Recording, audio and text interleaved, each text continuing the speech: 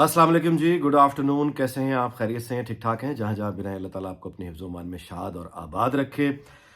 बात करते हैं जी, कल PMLN का जलसा एक अटेंड करने मैं सियालकोट का सफ़र किया। वो जलसा मैंने देखा, कुछ उसका अहवाल आपको बताते हैं। क्योंकि बात ये है कि टीवी स्क्रीन्स या मोबाइल स्क्रीन्स पर जितना भी आप वो देखते रहें, वो जब तक आप फील्ड में नहीं जाते, वो तब तक उसका सही अंदाज़ा नहीं होता चीज़ों का। तो मेरे लिए बड़ा लर्निंग एक्सपीरियंस था।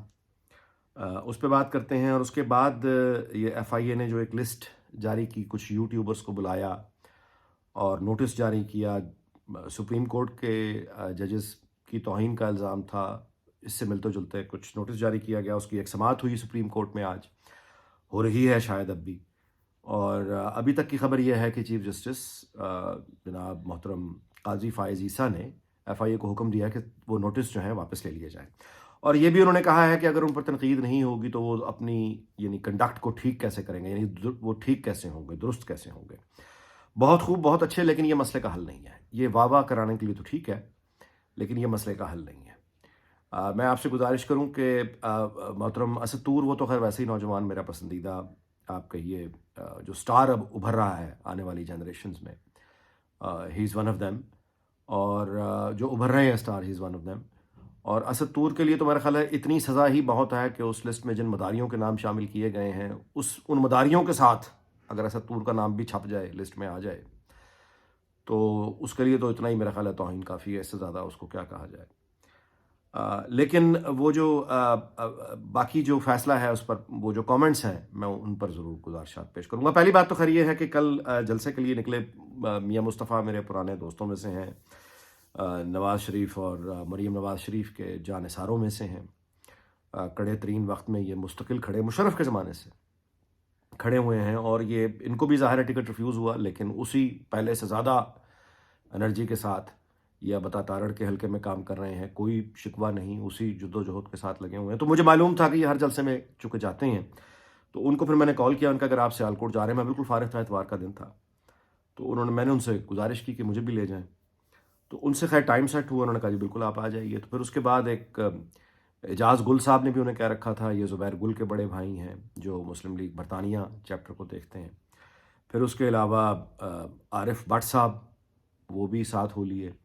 ये मियां नवाज शरीफ साहब के कज़न हैं, मामू के बेटे हैं। तो हम लोग सारे सियालकोट के लिए रवाना हुए। वहाँ जाके वो एनवायरनमेंट जलसा देखा, ऊपर स्टेज पर गए और तकरीर सुनी, दोस्तों से कुछ मुलाकात हुई, ख्वाजा आसिफ से सलाम दुआ हुई। फिर बाद में जो क्राउड था बहुत चार्ज था। यानी मैं ये नहीं कहूँगा कि बहुत बड़ा जलसा था।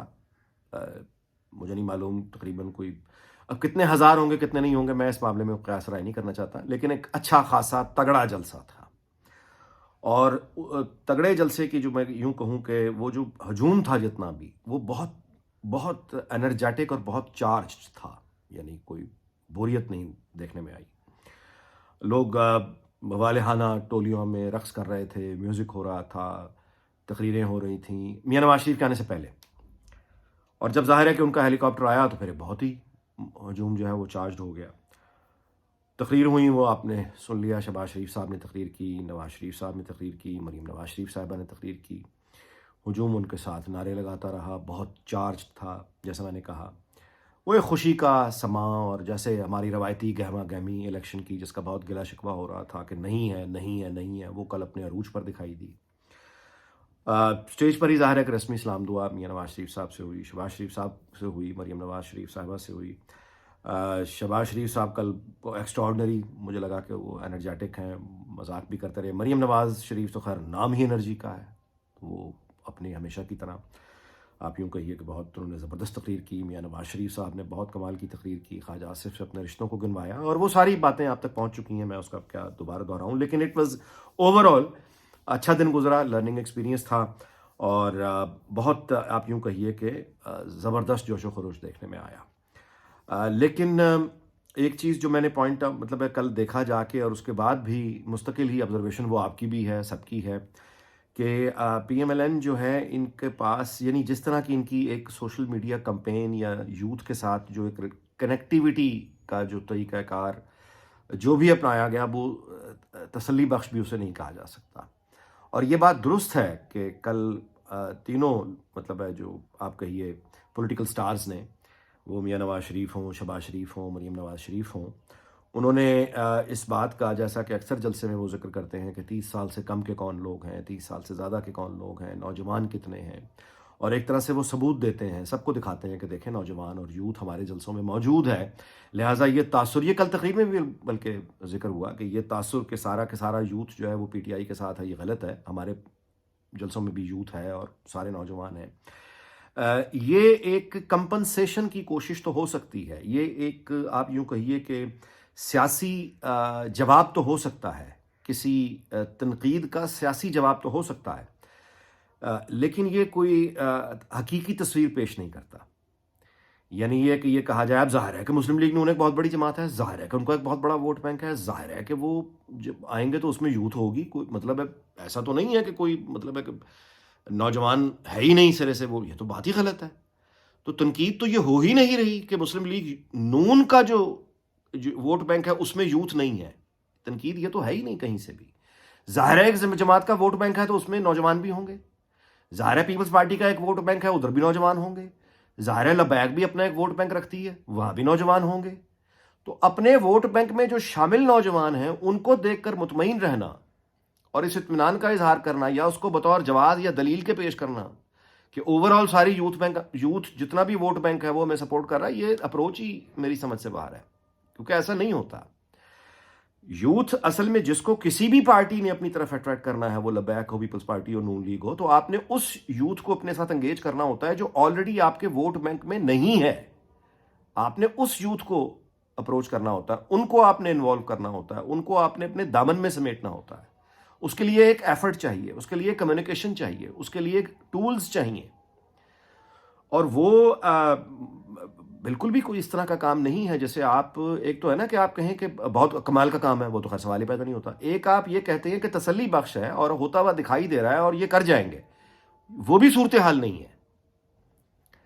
سو یوتھ کو انگیج کرنے کی مجھے نہیں، یعنی وہ اپنی جگہ موجود ہے، وہ کمی جو ہے، شدید کمی، وہ اپنی جگہ موجود ہے، اور اس کا امپیکٹ ہوتا ہے اور اس کا ایفیکٹ ہوگا، کیونکہ پولیٹیکل پارٹی جو بھی ہوگی وہ طاقت، بنیادی طاقت اپنی جڑوں یعنی عوام سے حاصل کرتی ہے، باقی سہارے بعد میں آتے ہیں۔ اگر آپ صرف انہی سہاروں پر، جس طرح دیکھیں نا کہ میرے زمین پر پیر ہوں گے اور اس کے بعد آپ کا کوئی سہارا بھی ہو تو آپ مضبوط ہوتے ہیں، زمین پہ اگر پیر ہی نہیں ہے، صرف اوپر کا سہارا ہے اور نیچے آپ کی ٹانگیں ہوا میں جھول رہی ہیں، تو پھر آدمی یعنی وہ اس کی کوئی یعنی وہ پھر یعنی وہ مناسب کوئی ایسی بات نہیں ہے جس پر آپ مستقبل کی تعمیر کر سکیں۔ اب آتے ہیں جی صحافیوں کو جو نوٹس، میں بہت اعتراض ہے مجھے اس بات پہ کہ صحافی، یوٹیوبرز آپ کہہ سکتے ہیں، وہ تو جھوٹے بھی یوٹیوبرز ہی ہوتے ہیں، ظاہر ہے، ان کو جو یہ ایف آئی اے حرکت میں آئی اور اس کے بعد جو بات کی گئی اور جو چیف جسٹس نے آج وہ سب ریمارکس، آپ میں دہرانے کا کوئی فائدہ نہیں ہے، میں صرف اتنی گزارش کروں گا کہ یہ اب معاملہ اصل میں ہو ایسا گیا ہے کہ یہ بلی کے گلے میں گھنٹی کون باندھے، جانتے سب ہیں کہ جھوٹ بولنا، انتشار پھیلانا، جھوٹی خبریں، یہ شیطان کا کام ہے، یہ خبیثوں کا کام ہے، یہ خباثت ہے کہ آپ جھوٹ بول کے فساد پیدا کرنے کی کوشش کریں، ریاست کے خلاف فساد کی کوشش کریں، حکومت کے خلاف فساد کی کوشش کریں، لوگوں میں آپس میں فساد کی کوشش کریں، یہ سب کا سب خباثت ہے، اور جھوٹ، انتشار، جھوٹے الزام لگانا خباثت ہے۔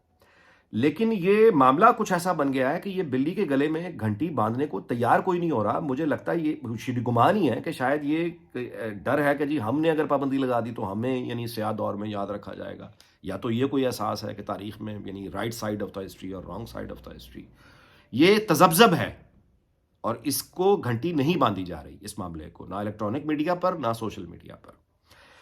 تو دیکھیے بات یہ ہے کہ ہم تو عام سے لوگ ہیں، سویلین ہیں، ووٹ ہی دے سکتے ہیں، تو ہم اسٹیبلشمنٹ میں نہ کسی کا انتخاب کر سکتے ہیں، نہ جوڈیشری میں کسی کا انتخاب کر سکتے ہیں، نہ ہی انتظامیہ میں ہم کسی کو ووٹ دے کر لاتے ہیں۔ ہم تو سیاسی جماعتوں کو ووٹ دیتے ہیں، پارلیمنٹ کو منتخب کرتے ہیں، انہی سے یہ امید کر سکتے ہیں، انہی سے توقع کر سکتے ہیں، انہی سے مطالبہ کر سکتے ہیں، انہی پر دباؤ ڈال سکتے ہیں۔ اور وہ دباؤ کیا ہے؟ وہ یہ ہے کہ آنے والی حکومت، آنے والی پارلیمنٹ، یہ کوئی حکومت میں آنے والی پارٹی بھی نہیں، جتنی بھی پارٹیز منتخب ہو کے پارلیمنٹ میں جاتی ہیں، اگر تو قانون سازی جھوٹی خبروں کے لیے میں مان نہیں سکتا کہ موجود نہ ہو، اگر نہیں ہے تو ہونی چاہیے، اگر قانون کی حکمرانی قائم کرنے میں کوئی رکاوٹیں ہیں، اس کے لیے کوئی لیجسلیشن ریکوائرڈ ہے تو ہونی چاہیے، اگر موجود ہے تو امپلیمنٹ ہونا چاہیے۔ لیکن ایک دفعہ یہ اس بات کو اکراس دی اسپیکٹرم پارلیمنٹ کی کوئی کمیٹی تمام اس میں جماعتیں کے نمائندے بے شک شامل ہوں، یہ ان کا پہلا فرض ہے۔ وہ صحافیوں کی جو تنظیمیں ہیں، لاہور میں ہیں، کراچی میں ہیں، اسلام آباد میں ہیں، پورے ملک میں ہیں، آپ ان کے مرکزی نمائندوں کو شامل کر لیں اور اس کے بعد کوئی کوڈ آف ایتھکس، کوئی کوڈ آف کنڈکٹ وہ بنانا پڑے گا، اس پہ دستخط ہوں تمام پارٹیز کے، اس کو قانون کی ایک شکل دی جائے تاکہ وہ کل کسی کورٹ آف لا میں ایڈمیسیبل ہو، چیلنج کر سکیں، آپ جرمانے کر سکیں۔ یعنی یہ کہ آپ کو جھوٹ بولنے کی آزادی ہے، یہ آزادی صحافت کہاں سے آ گئی؟ گالیاں نکالنے کی آزادی ہے، یہ آزادی صحافت کہاں سے آ گئی؟ لوگوں کو حملوں پر اکسانا، کیا یہ آزادی صحافت ہے؟ ان سوالوں کے جواب پارلیمنٹ، یعنی اس پر بحث ہونی چاہیے نا پارلیمنٹ میں۔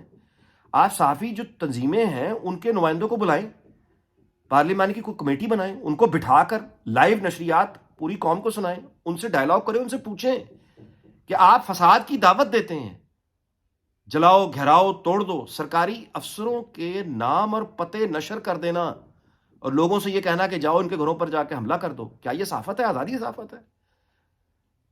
یہ ہرگز نہیں ہے۔ تو اس کو انتشار کو روکنا پڑے گا۔ یہ ہم تو اگین میں گزارش کر رہا ہوں، ہم تو سیاسی جماعتوں پر ہی مطلب دباؤ ڈال سکتے ہیں، مطالبہ کر سکتے ہیں کہ یہ آپ کریں۔ اگر یہ نہیں کریں گے، ڈرتے رہیں گے، خوف میں رہیں گے، تو یہ تو ایسا فساد ہے، یہ تو مطلب ہے کہ کرمنلز یعنی کم ہے یہاں پہ۔ وہ تو آپ ہر کرمنل کو ایک لائسنس دے رہے ہیں کہ وہ جو مرضی کرتا پھرے۔ مطلب ہے ایک کرمنل چوری ڈکیتی کرتے ہوئے کو پکڑا گیا ہے، وہ اپنا یوٹیوب چینل کھولے، اس کے خلاف انویسٹیگیشن ہو رہی ہے، وہ اپنے خلاف جو انویسٹیگیشن افسر لگے ہوئے ان کے خلاف ویلاگ پہ ویلاگ کیے چلا جائے گا۔ ہر چور ڈاکو یہی کرے گا، مطلب ہے بجلی چور ہر کوئی یہ کرے گا۔ یعنی وہ جو اتھارٹی اسٹیٹ کی طرف سے متعلقہ لوگ آئے پکڑنے کے لیے، وہ ان کے خلاف پروپیگنڈا شروع کر دے اور گھٹیا سے گھٹیا الزام لگا دے، عقیدے کا الزام لگا دے، ذات کا الزام لگا دے، کوئی الزام لگا دے، ذاتی الزام لگا دے۔ تو یہ فساد ہے، اس کو ختم ہونا چاہیے۔ مطلب یہ، اور یہ کرنا پڑے گا، نہیں تو اس کی قیمت دیکھیں جی، کرنا تو پڑے گا۔ کتنا نقصان اٹھا کے کرنا ہے یہ فیصلہ سازوں کے اختیار میں ہے، یہ ان کی پسند چوائس ہے۔ اس دعا کے ساتھ کہ اللہ تعالیٰ پاکستان، اس کے تمام ہمسایوں، دنیا بھر کو شاد اور آباد رکھے۔ آپ سے اجازت چاہتا ہوں، اگلے ویلاگ میں ملاقات ہوگی۔ اپنا بہت خیال رکھیے گا۔ اللہ حافظ۔